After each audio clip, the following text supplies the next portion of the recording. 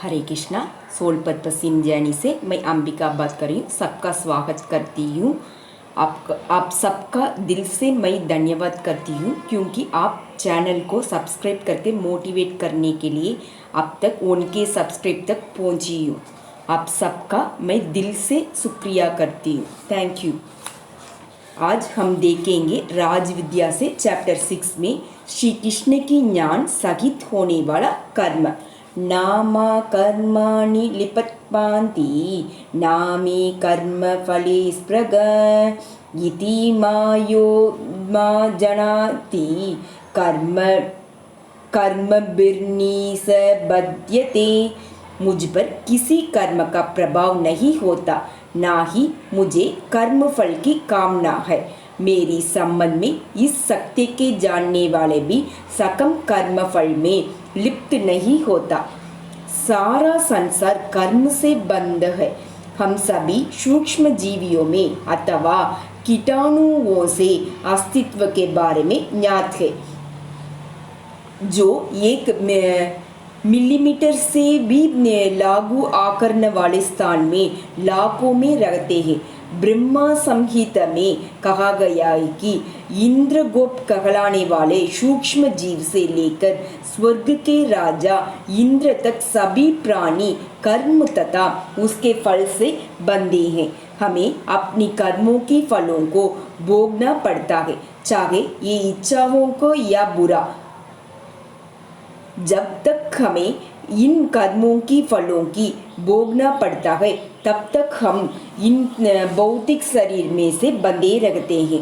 प्रकृति की व्यवस्था द्वारा जीवात्मा को एक शरीर कष्ट सहने या सुख भोगने के लिए दिया गया है।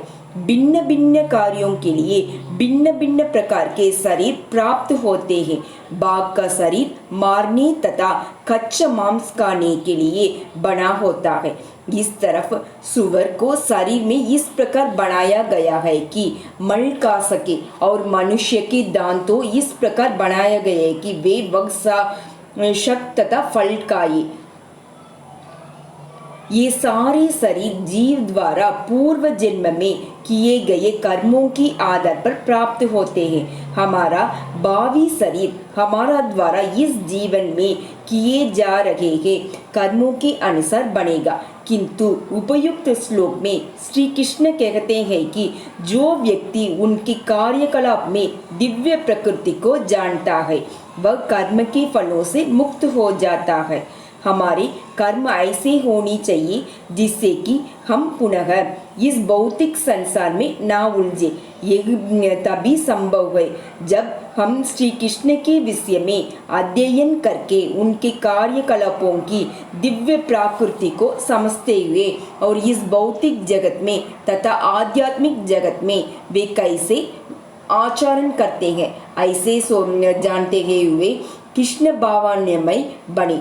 जब श्री कृष्ण इस पृथ्वी पर अवतरित होते हैं तो हम जैसे नहीं होते, वह पूर्ण स्वरूप दिव्य होते हैं। हम सभी अपने अपने कर्मों के फल की कामना करते हैं, किंतु श्री कृष्ण को किसी कर्म फल की कामना नहीं होती है और ना ही उनके कर्म का कोई फल होता। उनके सकाम कर्म को ही कोई अभिलाषा नहीं होती। जब हम कोई व्यापार करते हैं तो हम लाभ की आशा करते हैं और उस लाभ से हम उन वस्तुओं की खरीदने चाहते हैं जिनसे हमारा जीवन आनंदमय बन सके। जब भी बंद जीव कोई कार्य करता है तो उसके पीछे भोग की कामना रहती है, किंतु श्री कृष्ण का कोई अभिलाषा नहीं होती। वे तो पूर्ण पुरुषोत्तम भगवान है। वे समस्त वस्तुओं की परिपूर्ण है। जब श्री कृष्ण इस धराधाम पर आए तो अनेक गोपियों उनकी सहचरी थी और उनकी 16,000 से अधिक पत्नियां थी। कुछ लोग सोचते हैं कि वे बहुत विलासी थे, किंतु यह तथ्य नहीं है। हम श्री कृष्ण के साथ संबंधों की आशाई को समझना चाहिए। इस भौतिक संसार में हमारे अनेक संबंध हैं, तथा पिता, माता, पत्नी या पति, यहाँ पर जितने भी संबंध में हमें देखते हैं वे भगवान के साथ हमारे संबंध की विकृतिक प्रतिबिंब मात्र है।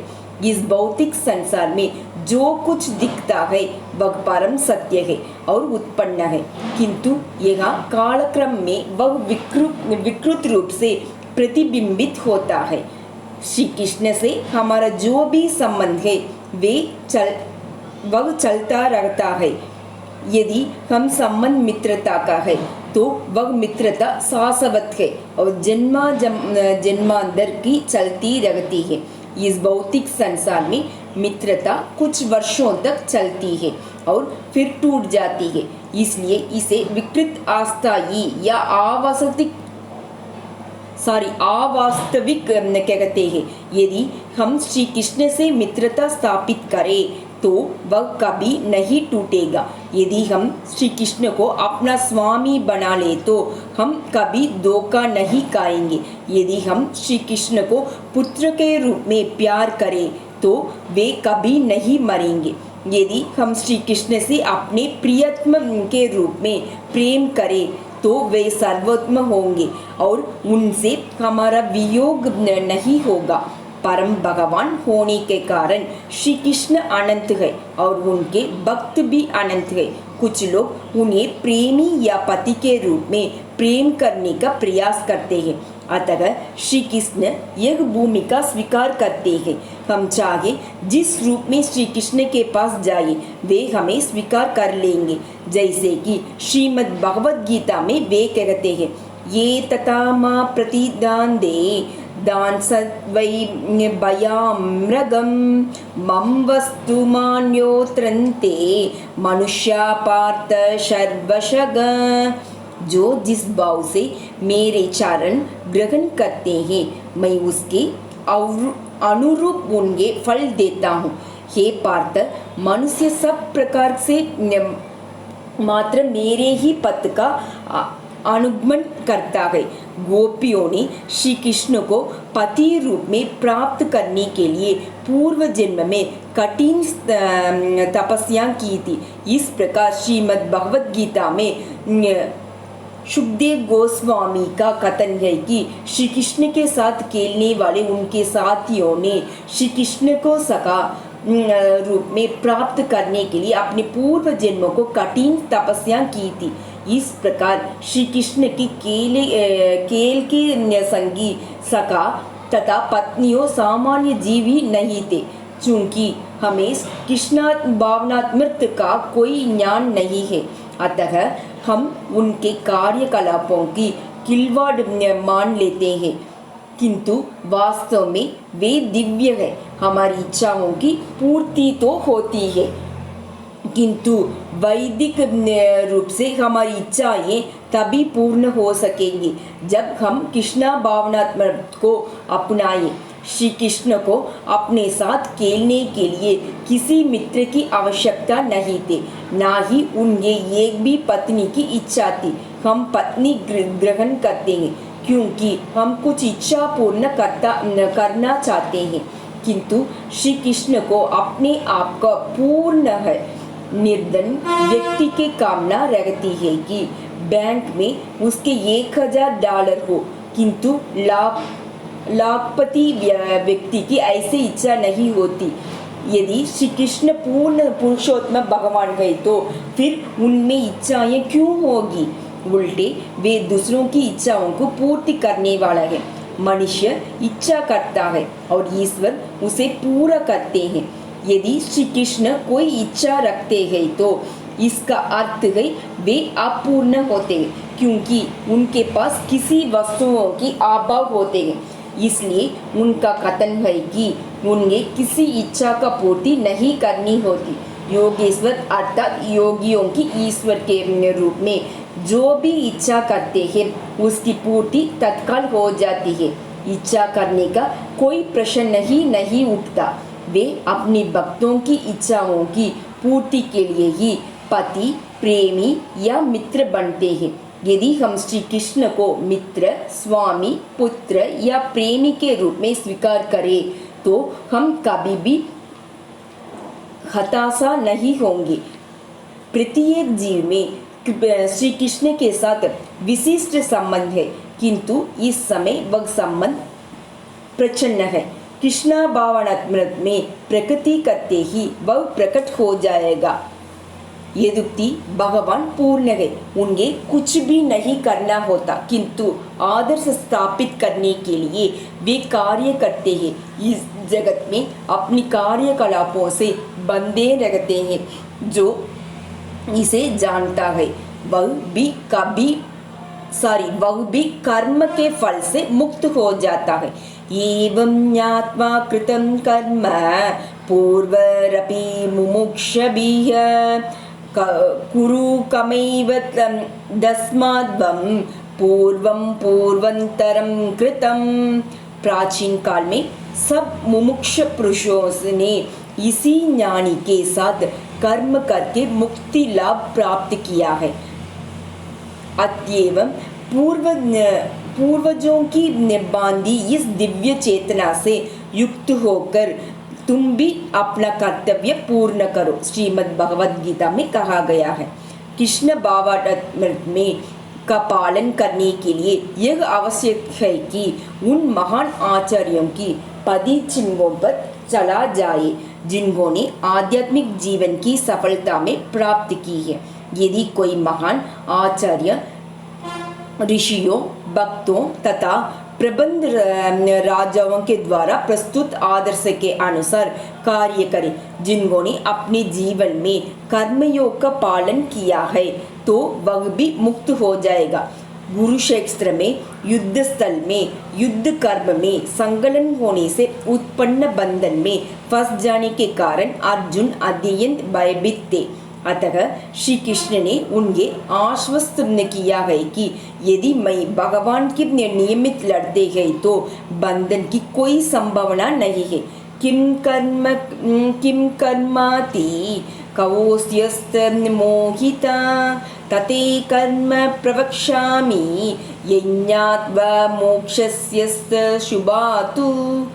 कर्म क्या है और अकर्म क्या है, इसका निर्णय करने में बुद्धिमान की भ्रमिता हो जाते हैं। मैं तुम्हारे लिए अब उस कर्म तत्वों को वर्णन करूंगा, जिसे जानकर तुम संपूर्ण पापों को मुक्त हो जाओगी। ऐसा श्रीमद् भगवद गीता में कहा गया है। वास्तव में लोग इस बात से भ्रमित हो जाते हैं कि कर्म क्या है और अकर्म क्या है। यहाँ पर श्री कृष्ण इंगित करते हैं कि बड़े बड़े विद्वान तक कर्म के विषय में मोहग्रस्त हो जाते हैं। यह जानना आवश्यक है कि कौन से कार्य सही है और कौन से नहीं, कौन से प्रामाणिक है और कौन से नहीं, कौन सी वर्जित है और कौन से ही नहीं। यदि हम कर्म की सिद्धांत को समझ ले तो हम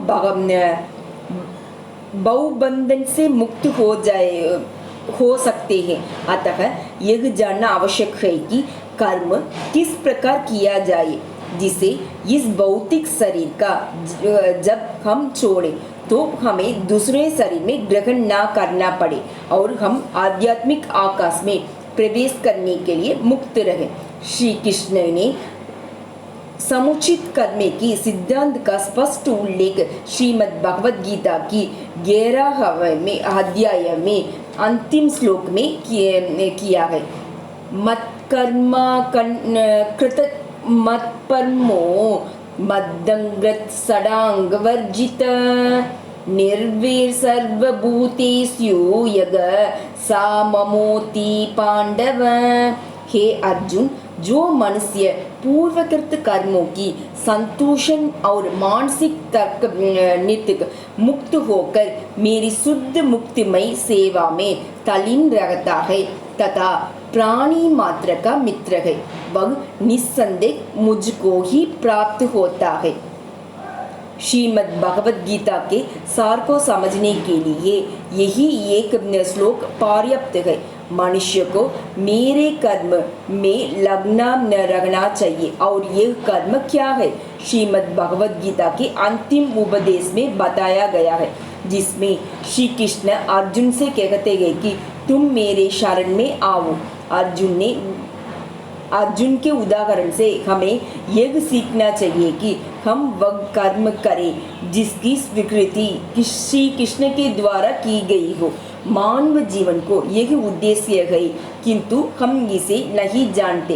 अज्ञानवश हम उन कर्मों के लिए लोग रखते हैं जो देहांत बुद्धि अथवा भौतिकवाद से संबंधित होते हैं। श्री कृष्ण चाहते थे कि अर्जुन युद्ध करे, और यद्यपि अर्जुन युद्ध नहीं करना चाह रहे थे तो किंतु उन्होंने युद्ध किया, क्योंकि श्री कृष्ण की ही यही इच्छा थी।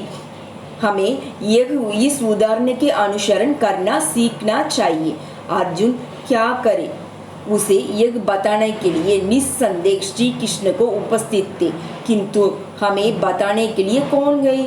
श्री कृष्ण प्रत्यक्ष रूप में अर्जुन को अमुक अमुक विधि से कर्म करने का निर्देश दे रहे थे, किंतु मात्र इसलिए कि श्री कृष्ण हमारे सम्मुख अब स्वयं उपस्थित नहीं है। हमें यह नहीं मान लेनी चाहिए कि हमारे लिए कोई निर्देश नहीं है। निस्संदेह हमारे लिए निर्देश है। श्रीमद् भगवद गीता के अंतिम अध्याय में करने में योग्य कर्म का उल्लेख है। यहिंतं परम गृहं मद्योक्त वभिदस्तायि भक्तिं मयि परां कृत्वा मामो वैस्यत्ययं स्वयं नाच तस्मानु मनुष्येषु कश्चिन्मे प्रियकृतं भावाति नाचामे दस्मात्ये प्रियतरो भुवि। जो इस परम रहस्य को भक्तों की समझेगा उसके लिए भक्तिमय सेवा की प्राप्ति निश्चित है, और अंत में वह मेरे पास लौट आएगा। उसे अधिक प्रिय मेरा सेवक ना तो इस संसार में कोई है और ना कभी होगा। अतः यह हमारा दायित्व है कि हम श्रीमद् भगवद गीता की विधि का उपदेश देकर लोगों को कृष्णा भावात्मक भावित बनाए। वस्तुतः लोग कृष्णा भावात्मक के अभाव के कारण कष्ट भोग रहे हैं। संपूर्ण विश्व के लाभ हेतु कृष्ण तत्वज्ञान का प्रचार करने में हम सभी ने लग जाना चाहिए। भगवान श्री चैतन्य महाप्रभु का अभिमन्यु कृष्ण भावात्मक को सीखने की इसी उद्देश्य के लिए हुआ था। उन्होंने बताया कि यदि कोई कृष्ण भावात्मक का शिक्षा देता है तो आध्यात्मिक गुरु मानना चाहिए, चाहे उसकी स्थिति कुछ भी क्यों ना हो। श्रीमद् भगवद गीता तथा श्रीमद् भागवतम दोनों की ग्रंथों में कृष्ण भावान्मयी के कैसे बना जा सकता है इसके ज्ञान से भरे पड़े हैं। श्री चैतन्य महाप्रभु ने इन दोनों ग्रंथों में चुना और संसार में सभी लोगों की अनुरोध किया है कि वे इस कृष्ण तत्व ज्ञान को नगर नगर और गांव गांव में फैलाएं।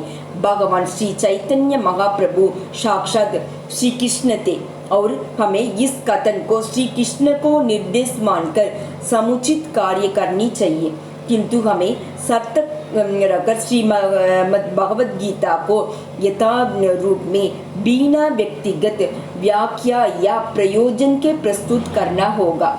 कुछ लोग श्रीमद् भगवद गीता की व्याख्या प्रस्तुत करते हैं, किंतु हमें श्री कृष्ण की वचनों की तथा रूप प्रस्तुत करना चाहिए।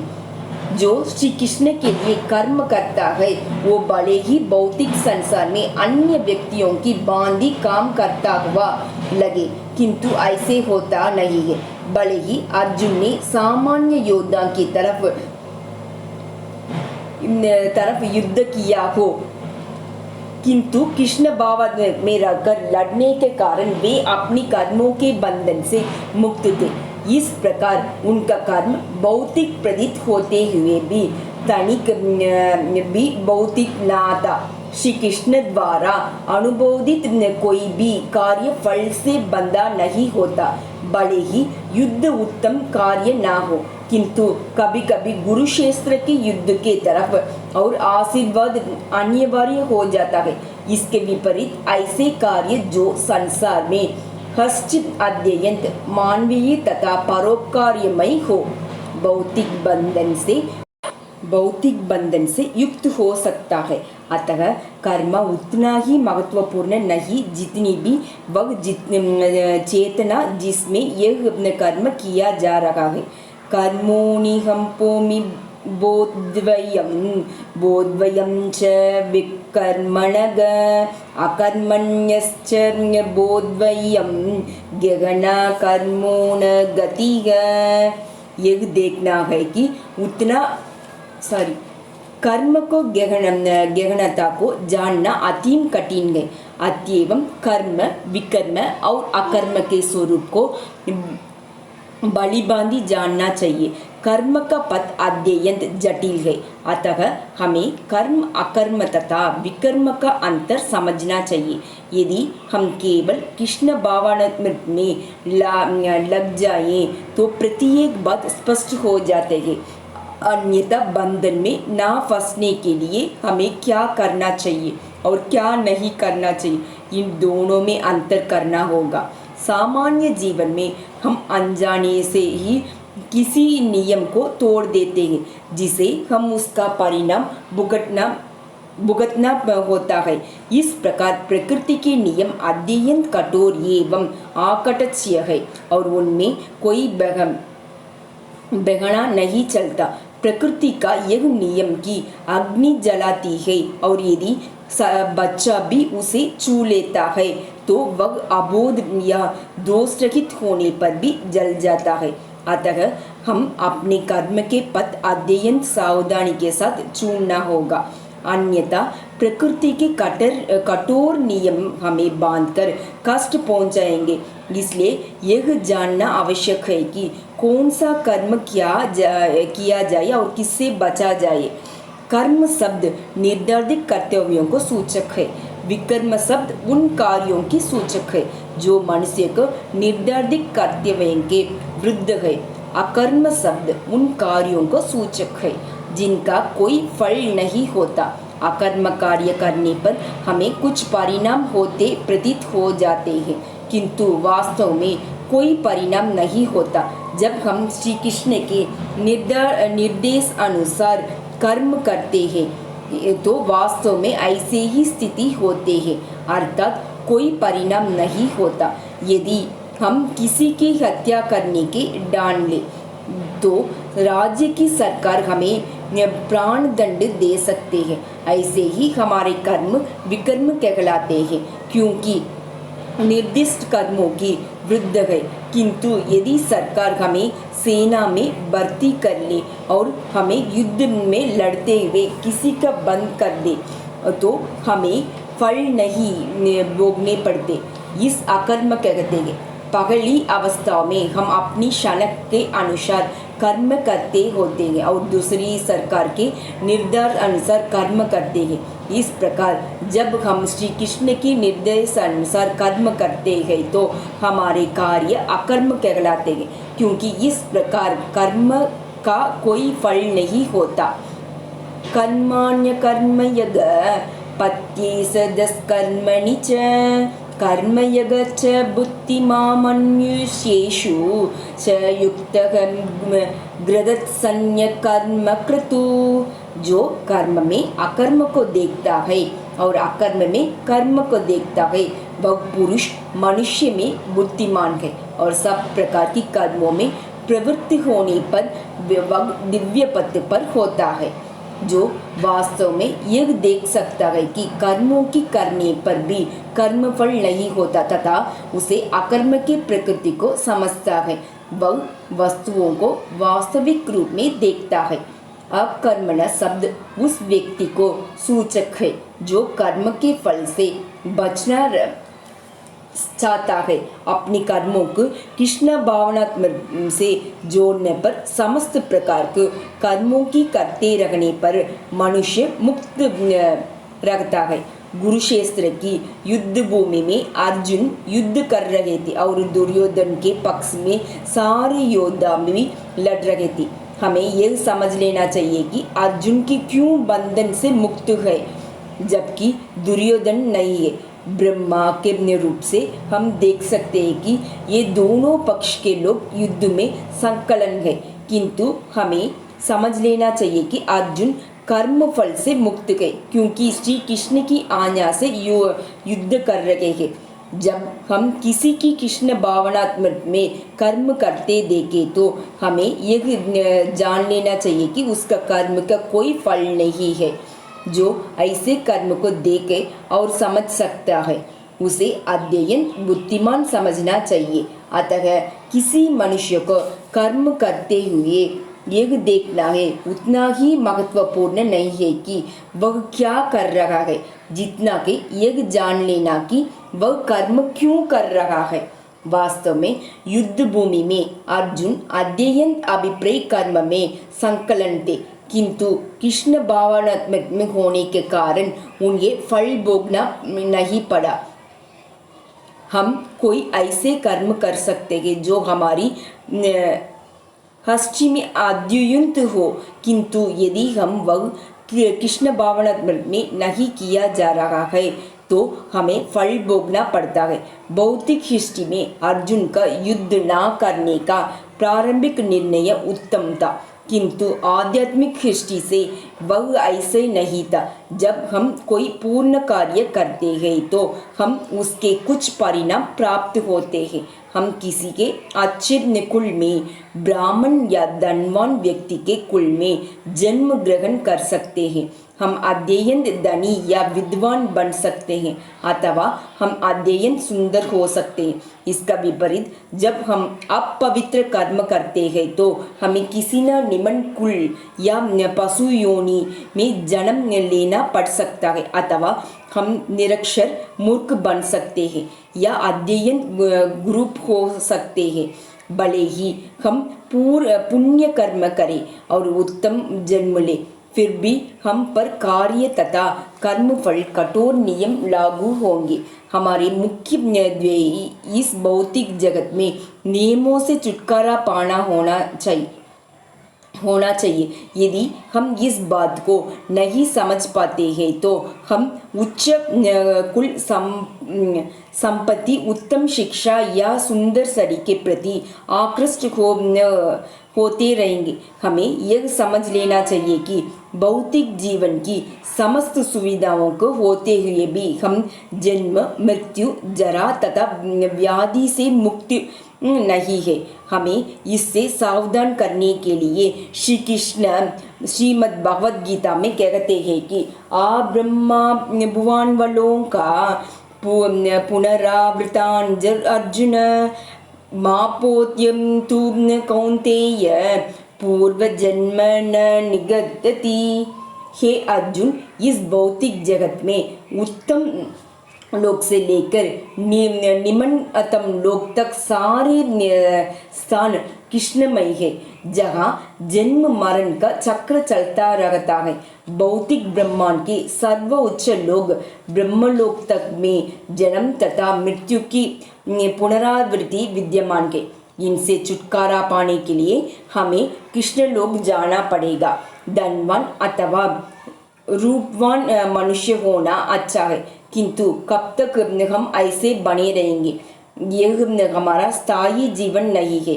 हम 50, 60 या अधिक से अधिक 100 वर्ष तक बुद्धिमान, धनवान या रूपवान बने रह सकते हैं, किंतु वास्तविक जीवन में 50, 100, 1000 अथवा 10 लाख वर्षों तक नहीं है। हम नित्य है और हमें अपना नित्य जीवन के प्राप्त करना है। अभी तक हम ऐसे नहीं कर पाए, यही सारी समस्या है। इस समस्या तभी हल हो सकता है जब हम कृष्ण भावनात्मक युक्त बन जाए। यदि हमें यह शरीर कृष्ण भावनात्मक में रहते हुए छोड़े तो हमें फिर भी इस भौतिक जगत में वापस नहीं आना होगा। इस भौतिक जगत में पूरी तरह से छुटकारा पाने ही मुख्य बात है। इस बात में रहकर अपनी भौतिक स्थिति सुधारने की बात नहीं है।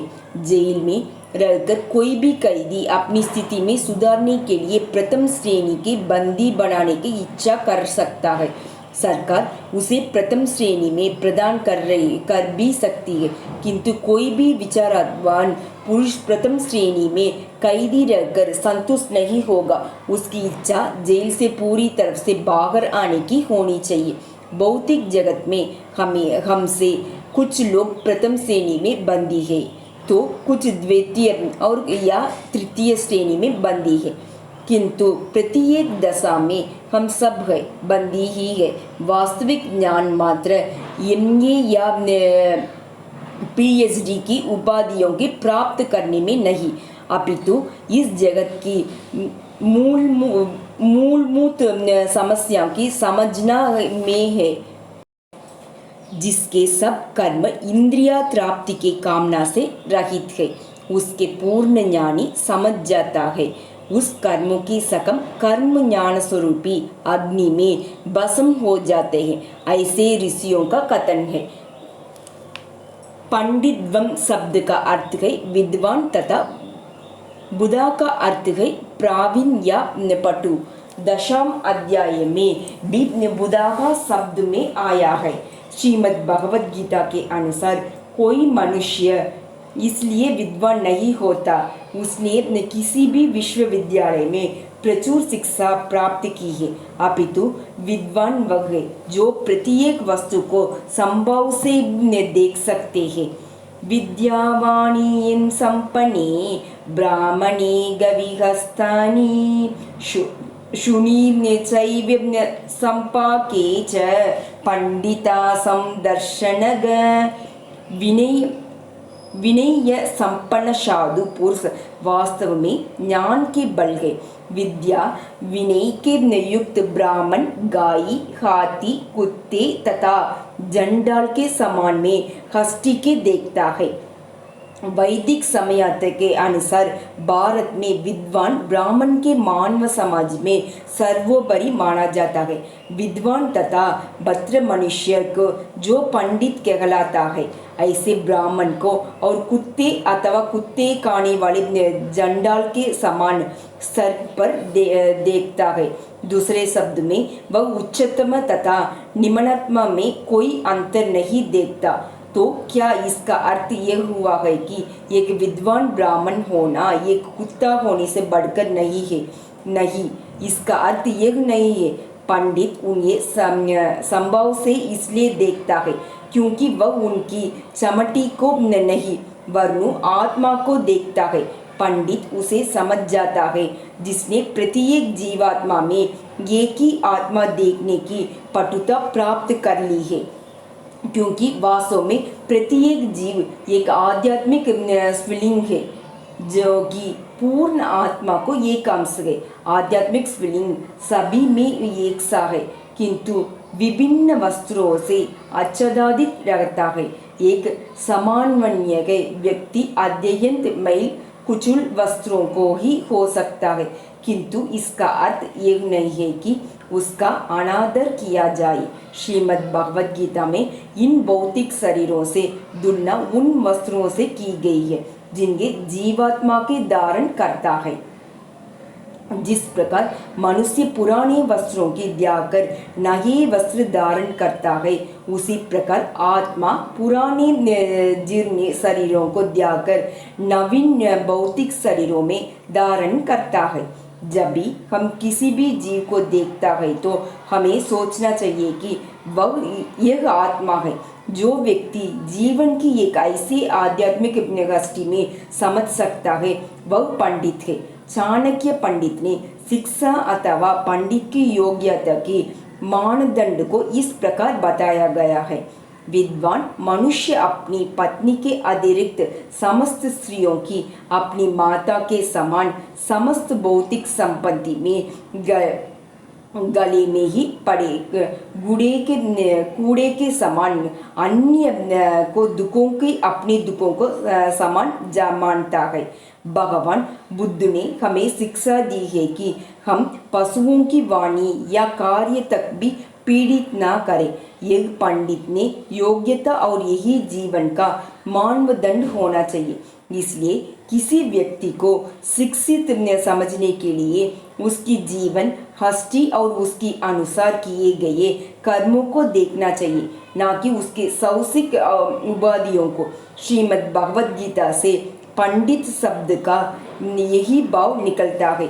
इसी प्रकार बुद्ध शब्दों में विश्व रूप में उसके लिए आया है जो शास्त्र के अध्ययन में प्रवीण हो। ऐसे बोध एवं शास्त्रियों के ज्ञान के परिणामों को वर्णन श्रीमद् भगवद गीता में इस प्रकार हुआ है। अहम सर्वस्य प्रभावो मतः सर्वं प्रवर्त्यते इति मत्वा भजन्ते मां बुधा भावना सा मान्वत्यग। ये समस्त आध्यात्मिक तथा भौतिक जगतों की उद्गम हूँ। प्रत्येक वस्तु ही से उन्मुक्त है। जो बुद्धिमान मनुष्य इस बलिबांधी जानते हैं वे मेरी भक्तिमय सेवा से लगते हैं तथा हृदय से पूरी तरफ से मेरी पूजा करते हैं। प्रवीण व्यक्ति अथवा बुद्धग वह है जिसने यह समझ लिया है कि श्री कृष्ण से समस्त निर्मार्ग के उद्गम है। हम जो कुछ भी देखते हैं वह श्री कृष्ण से और उद्भूत है। ना जाने कितने लाखों वर्षों से सूर्य प्रकाश निकलता रहा है, किंतु सूर्य आज भी वैसा ही है। इस प्रकार समस्त भौतिक तथा आध्यात्मिक शक्तियों की कृष्ण से प्रकट होती है। इसे जान लेना पर मनुष्य श्री कृष्ण को भक्त बन जाता है। इस प्रकार जिस मनुष्य को यह पता है कि वह कृष्ण भावनात्मक में कर्म करना चाहिए, जो इस भौतिक जगत का भोग नहीं करना चाहता है, इस वास्तव में विद्वान है। प्रत्येक व्यक्ति इस भौतिक जगत में कामवश कर्म करता है, किंतु जो बुद्धिमान होता है वह अपने को इस काम के आदेश में मुक्त रखता है। यह किस प्रकार संभव है?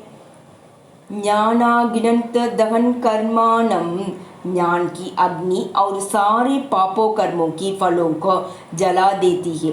यही सबसे प्रबल शुद्धकारी है।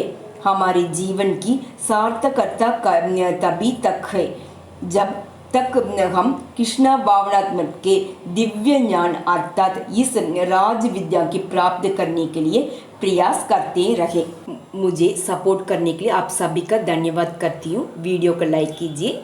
अगर अभी तक soul purpose in journey channel को सब्सक्राइब नहीं किया तो सब्सक्राइब कीजिए। Thank you. हरे कृष्ण कृष्ण कृष्ण हरे हरे, हरे राम राम राम हरे हरे, हरे कृष्ण।